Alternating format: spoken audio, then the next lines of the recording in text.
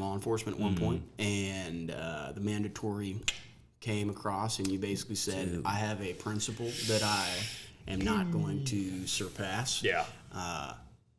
And I think that takes a lot of cojones, you know, to be able to do that, to be able to take a perfectly viable career choice and then say, I just can't do it, and I'm going to do the more risky I'm just going to make internet gun videos.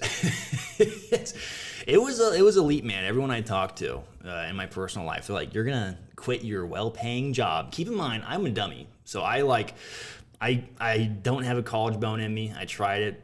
Can't do it. Maybe I'll go back one day. But I couldn't do that. I was a dummy in high school.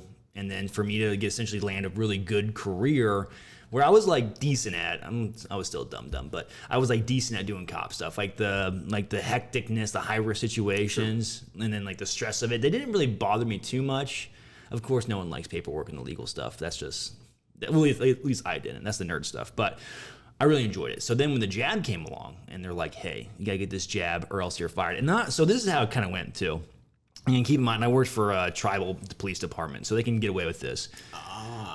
So nowhere else in the state, but I was still state certified. So they essentially said, "Hey, per date of this email, you have 30 days to get vaccinated, or else you're fired."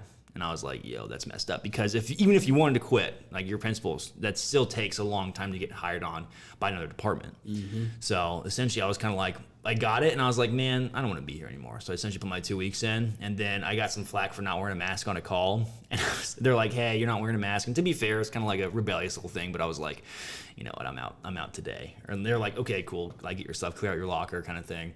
And I was free, and that was it. And I was like, all right, time to do YouTube full time. So It worked out. I think the channel was at like 30 or 40,000 subs when I quit, and I was like, all right, we're gonna roll the dice. Man. Okay, so that's not too bad. It's not like you were just jumping shit. Right, but like, if you ask like bigger YouTubers, they'd be like, "Oh, dude, that's like crazy." But it's like if you were just starting out, you'd be like, "That's a huge number." So it was like a weird spot because it's like at a spot where it's not enough to like technically provide for the family, but it's still like a good like risk taking spot.